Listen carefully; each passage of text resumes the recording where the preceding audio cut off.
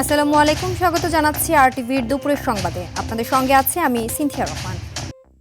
রাজধানীর পল্লবীতে শিশু রামিসাকে ধর্ষণ ও নৃশংসভাবে হত্যার ঘটনার রায় ঘোষণা করা হবে রবিবার সকালে। যুক্তিতর্ক শেষে ঢাকা মহানগর শিশু সহিংসতা দমন ট্রাইব্যুনালে বিচারক মাসরুর সালেকিন এ ঘোষণা দেন। এর আগে সকাল ৯টার দিকে কারাগার থেকে প্রিজন ভ্যানে আদালতের হাজতখানায় রাখা হয় প্রধান আসামি সোহেল রানাকে। পরে বেলা ১১টা ২৪ মিনিটে তাকে আদালতে হাজির করে পুলিশ। আসামি স্বপ্না আক্তারকে আদালতে হাজির করা হয় বেলা ১১টা ৩৯ মিনিটে।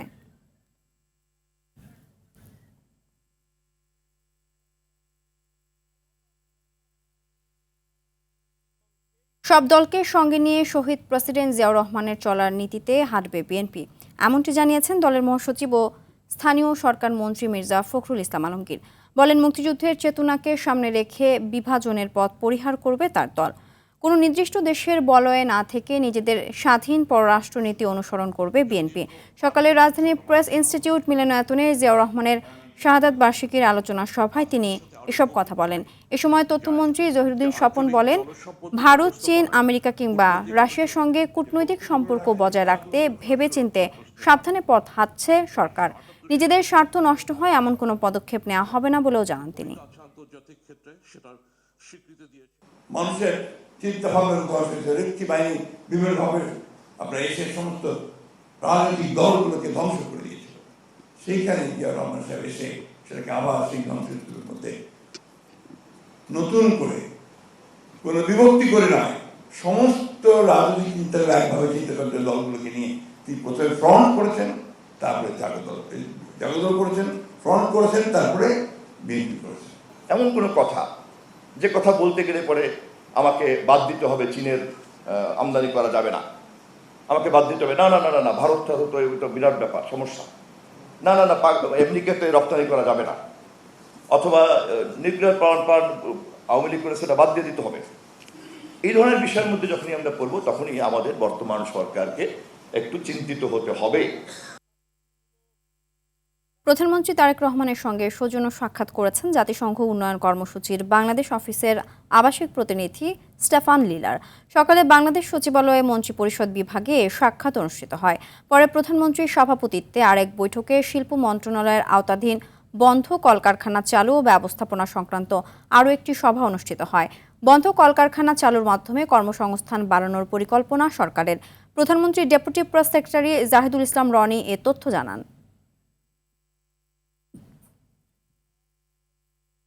জাতিসংঘের সাধারণ পরিষদের ৮১তম অধিবেশনে সভাপতি নির্বাচিত হয়ে দেশে ফিরেছেন পররাষ্ট্রমন্ত্রী ডক্টর খলিলুর রহমান। সকাল ৮টা ৫১ মিনিটে তাকে বহনকারী বিমানটি হযরত শাহজালাল আন্তর্জাতিক বিমানবন্দরে অবতরণ করে। বিমানবন্দর থেকে বের হয়ে গণমাধ্যম কর্মীদের কাছে কোনো প্রতিক্রিয়া জানাননি তিনি। সংশ্লিষ্ট কূটনৈতিক সূত্রের তথ্যানুযায়ী আজ যে কোনো সময় ঢাকায় তিনি জাতিসংঘে বাংলাদেশের ভবিষ্যৎ কর্মপরিকল্পনা এবং বৈশ্বিক ফোরামে নিজের নতুন ভূমিকা নিয়ে গণমাধ্যমের সঙ্গে বিস্তারিত মতবিনিময় করতে পারেন। বাংলাদেশের পররাষ্ট্রমন্ত্রী ডক্টর খলিলুর রহমান জাতিসংঘের ঐতিহাসিক ৮১তম সাধারণ পরিষদের মর্যাদাপূর্ণ সভাপতি হিসাবে আন্তর্জাতিকভাবে নির্বাচিত হয়েছেন। প্রাতিষ্ঠানিক শক্তিশালীকরণ ছাড়া দেশের সামগ্রিক অর্থনৈতিক উন্নয়ন সম্ভব নয় বলে জানিয়েছে Centre for Policy Dialogue CPD. দুপুরে ২০২৫-২৬ অর্থবছরে বাংলাদেশের অর্থনীতির অবস্থা ও উত্তরণের বহুমুখী চ্যালেঞ্জ নিয়ে করা পর্যালোচনা সভায় কথা বলেছে বেসরকারি গবেষণা সংস্থাটি। বাজেটে করের বোঝা বাড়লে রাজস্ব আয় বাধাগ্রস্ত হবে জানিয়ে সিপিডি নির্বাহী পরিচালক ফাহমিদা খাতুন বলেন, আর্থিক খাতের সুশাসন ফেরাতে রাজনৈতিক হস্তক্ষেপ বন্ধ করতে হবে। এ সময় সংস্থাটি জানায়, বর্তমান পরিস্থিতিতে বিদ্যুতের দাম না বাড়িয়ে উপায় ছিল না সরকারের হাতে, তবে নতুন করে জ্বালানি তেলের দাম বাড়ানো ছিল ভুল সিদ্ধান্ত। আরো বেশি করে দৃশ্যমান হচ্ছে বেশ কয়েক ব্যাংকগুলোকে আসলে তাদের যে capital to risk weighted asset ratio এটা রাখতে হয় তাদের মিনিমাম ১২-১২.৫%, এবং সেটা কিন্তু ক্রমান্বয়ে কমছে। স্পেশালাইজড ব্যাংক যেগুলো সেগুলো তো একেবারেই অনেকখানি নেতিবাচক। তাদের যে ক্রেডিট গ্রোথ বলি, ঋণের প্রবৃদ্ধি কিংবা এই ব্যাংকের উপর যে আস্থা, এগুলো কিন্তু কমে যায় এবং তারা বিভিন্ন ধরনের শক আসলে সেগুলোর প্রতি ভালনারেবল হয়ে যায়। কারাগার থেকে বাড়িতে ফিরে সরকারের প্রতি কৃতজ্ঞতা জানালেন জামিনে মুক্ত নারায়ণগঞ্জের সাবেক মেয়র সেলিনা হায়াৎ আইভী। বুধবার রাত 12:30টায় নারায়ণগঞ্জ শহরের চুনকা কুঠিরে ফেরার পর আইভী সরকারের প্রতি কৃতজ্ঞতা ও ধন্যবাদ জানান। এ সময় তিনি আরও বলেন, সবাইকে নিয়ে মানবিক সরকার গঠিত হোক। জেলে থাকা নিরপরাধ নারীদের প্রতি সরকার সদয় হবেন।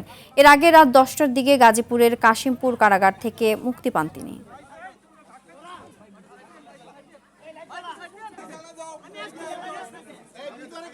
সরকারের প্রতি আমার ধন্যবাদ জ্ঞাপন করছি এবং আমি চাই যে সকলকে নিয়ে মানবিক সরকার গঠিত হয় এবং জেলে আমার মতো আরো অনেক মায়েরা আছে যারা নিরপরাধ। আশা করি সরকার তাদের প্রতিও সদয় হবে।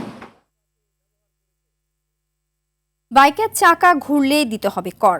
রাজস্ব বাড়াতে সরকার অগ্রিম আয়কর বসানোর পরিকল্পনা করেছে মোটরসাইকেল ও ইজি বাইকে। সরকারের রাজস্ব বাড়ানোর এই কৌশলে তীব্র প্রতিক্রিয়া সাধারণ মানুষের। একদিকে স্বস্তি, অন্যদিকে ক্ষোভ। সব মিলিয়ে পরিবহন খাতে নতুন অস্থিরতার শঙ্কা দেখছে বিশেষজ্ঞরা।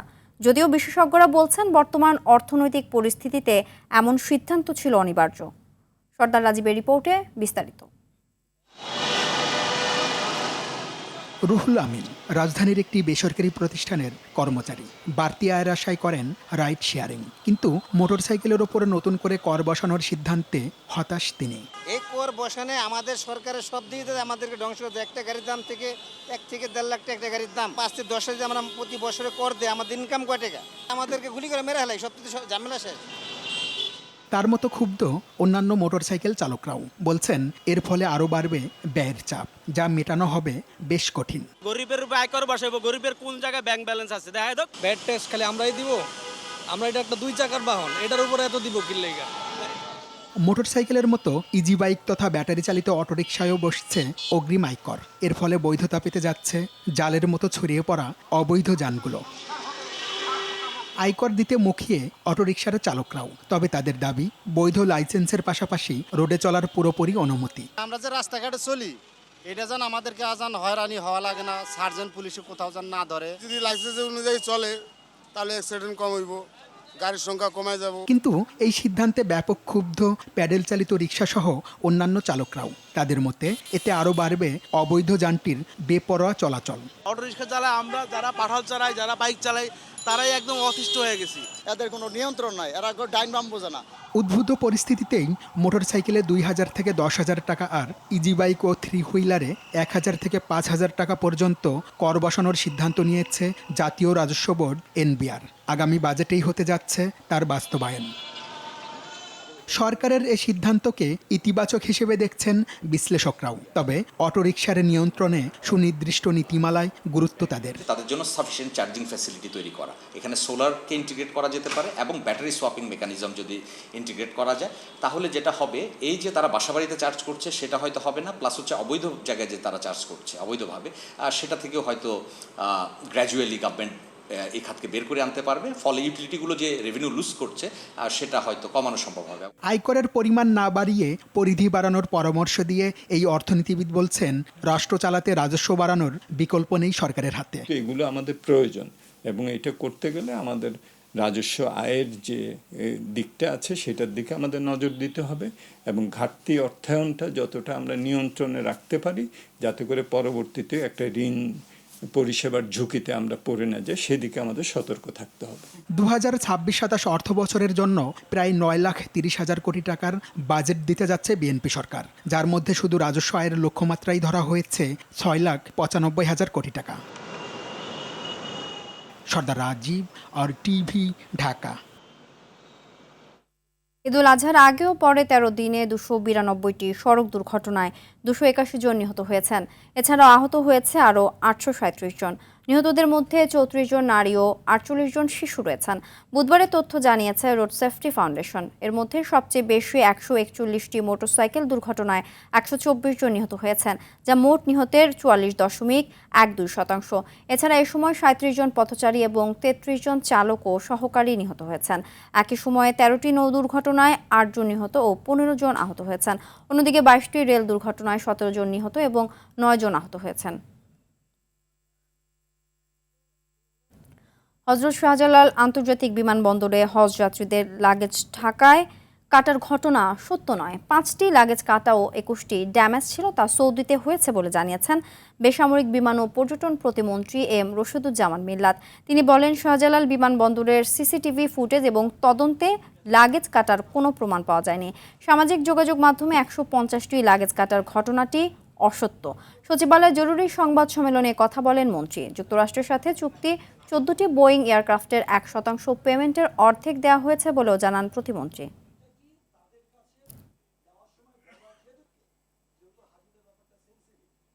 হাজি সাহেবরা কোনো কমপ্লেন করেননি, তাদের কোনো কমপ্লেন, কোনো লিখিত কমপ্লেন না, মৌখিক কমপ্লেনও করেনি।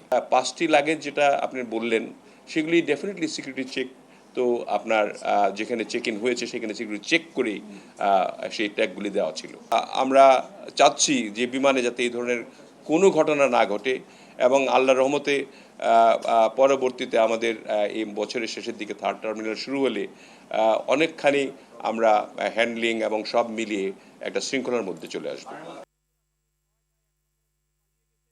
পবিত্র হজ পালন শেষে চট্টগ্রামে ফিরেছেন 378 জন হাজি।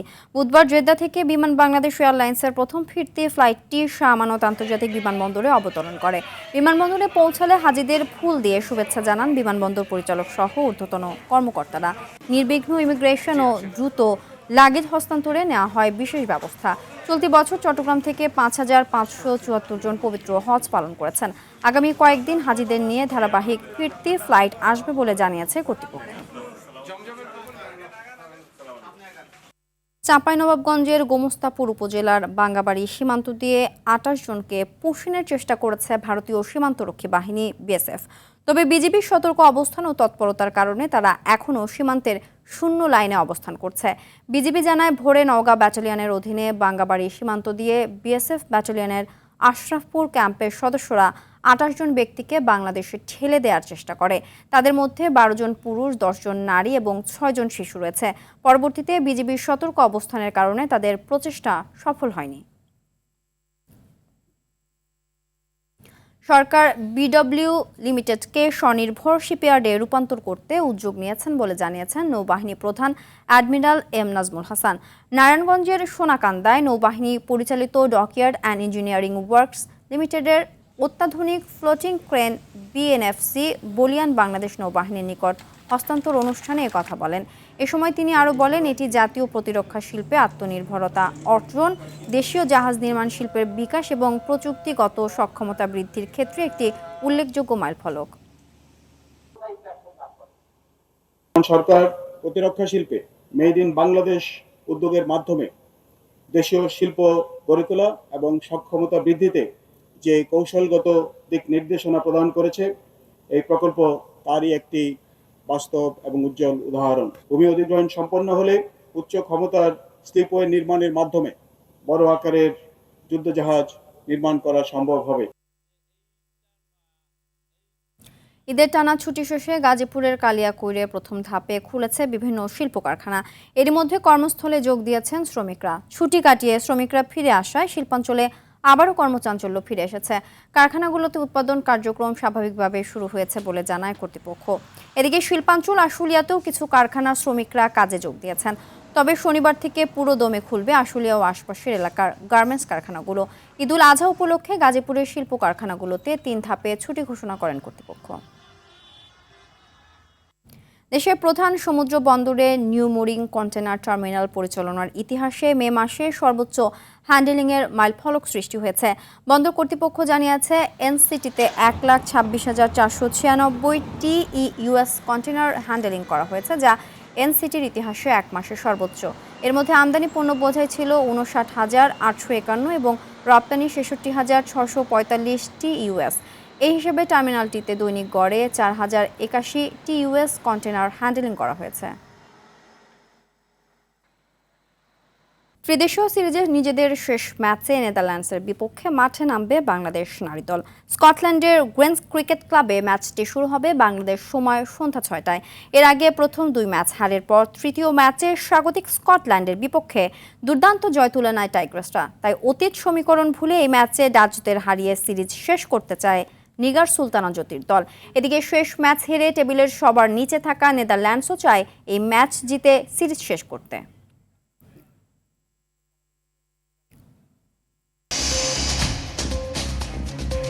দুপুরের সংবাদ এ পর্যন্তই। জেলা সংবাদ বিকেল 4:45টায় দেখার আমন্ত্রণ রইল। ধন্যবাদ সবাইকে।